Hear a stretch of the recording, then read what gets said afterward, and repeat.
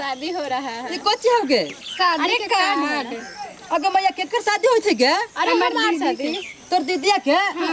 ना ना ना जाने हमरा के न भूले है जान। ना ना ना हम तोरा से प्यार करे तोर बहनियों से कर रही होगे। ना ना ना ना ना ये कोई मतलब तोरा से ना कर रही होगे। हम ना कर रही। ये कोई मतलब है हमारे से बहनियों से? ना ना शादी ना ना ना ना ना शादी हमर दीदी के आइया तू ठीक ना। बाप रे बाप देख वैसे देख माथा न खराब शादी तो रही थू रही तो हमरा से प्यार न कर ना ना करीला।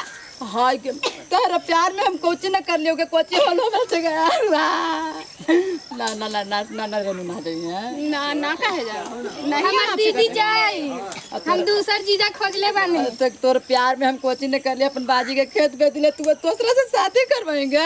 हम करवाए तू तोरा न कही तू साली है तू चुपचाप रह। ना हम साली नहीं तो है तू एकदम चुपचाप रह तू कोची घर वाली कुछ जीजा बनिएगा तब ना साली रहिएगा। जीजा ना तो साली कहां से?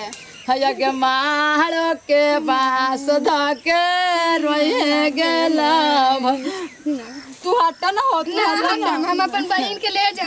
अगे सेट भइलौ शादी सुन खबरिया गेला अगे मारो के बास धके रोए गेला दर्द उठे दिला के भीतरिया हेला अगे मारो के बास धके रोबौ गेला भर तुम ना मामा के पास रोते रहिएगा और क्या। टाइप करिए आप कमेंट कीजिए कैसे लाल बटन को दबाकर। अच्छा अच्छा।